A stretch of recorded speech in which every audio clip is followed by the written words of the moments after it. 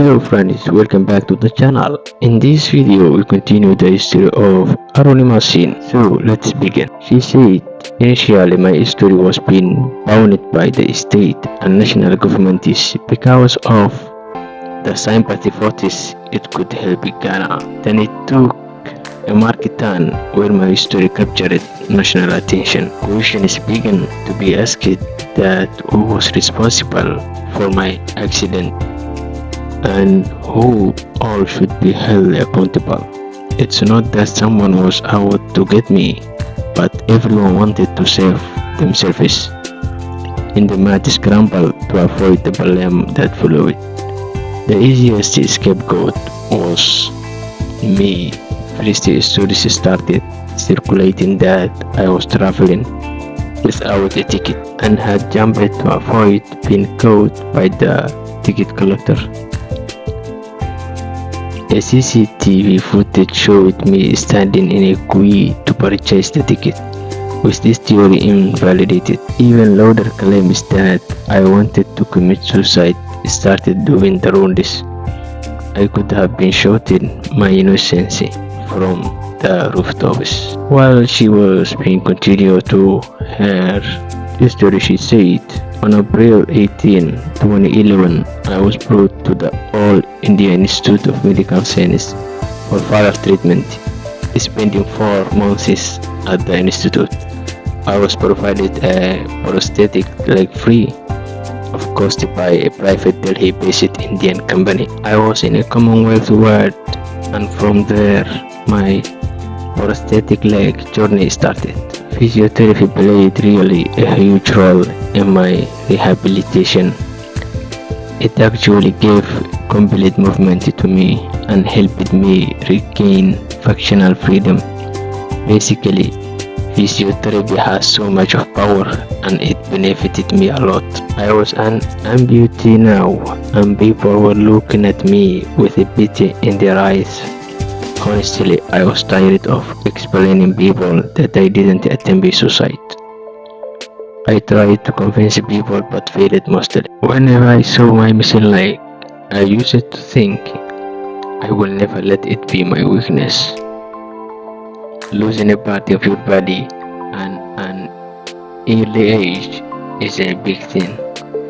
I was terrified with my disability and the people who were criticizing me. Then I decided to answer them with an action, no worries.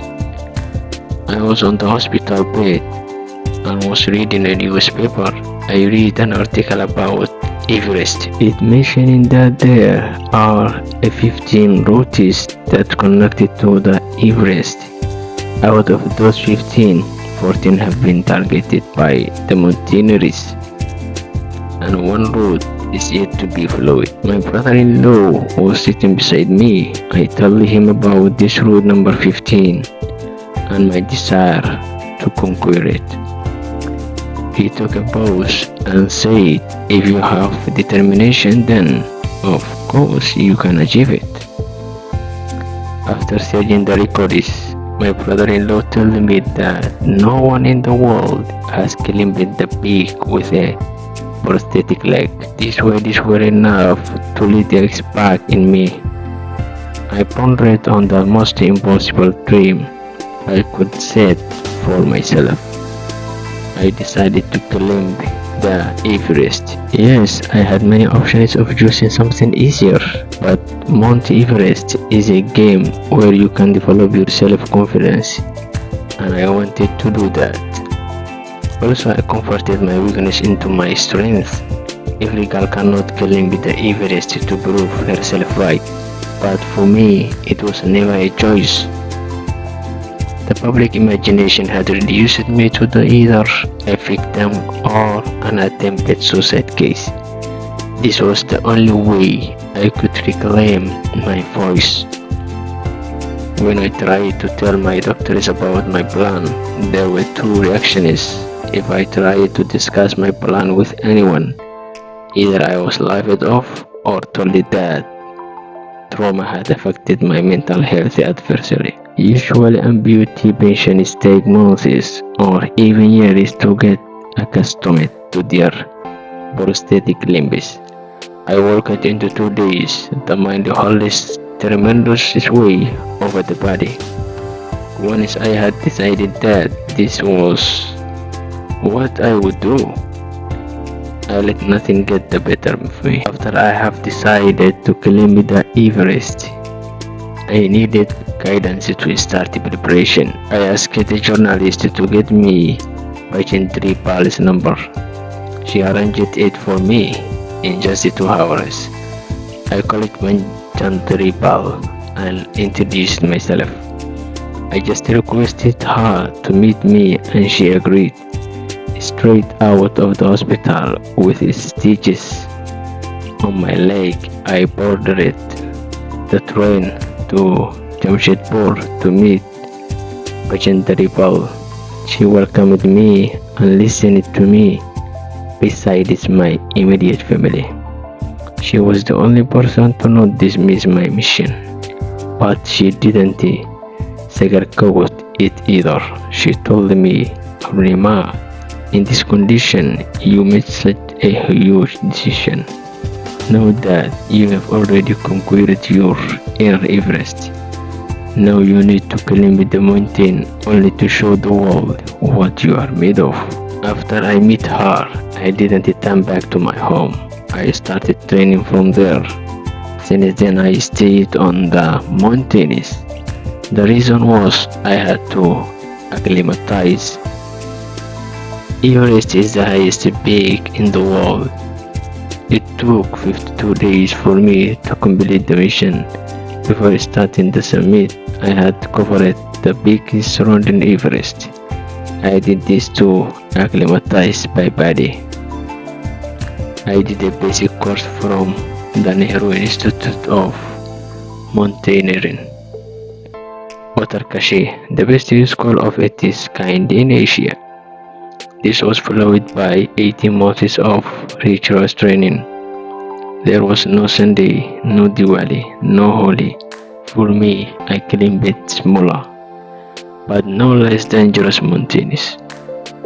Had a couple of near-death experiences and underwent mind-numbing, exhausting, spirit-crushing pain.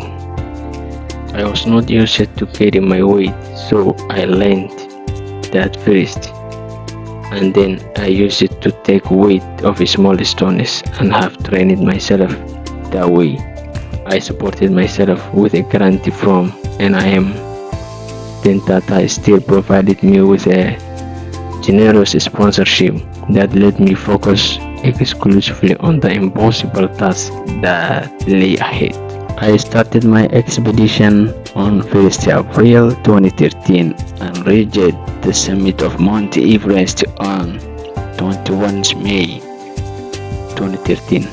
Exactly after 52 days, my first feat on the way to the summit was rough with injury. I was so happy to have reached the base camp that I lost my balance and fell to the ground, injuring myself in the process. Mistakes in fact came and went on my way to the top. There were many points in the trek where there were no ladders to support me to the other side of the white gap.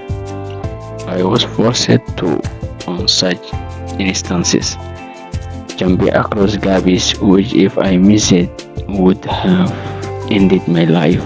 My prosthetic limb posed some unique problems. Sometimes blood used to come out the stitches. The ankle and heel would constantly swivel as I tried to climb, causing me to lose my grip often. My right leg was held together by a steel rod. Any pressure sent up spasms of acute intense pain. My Sherpa almost refused to accompany me, assuring me that I was on a suicide mission. Most regular folks don't stand a chance against the mighty mountain. What did I stand?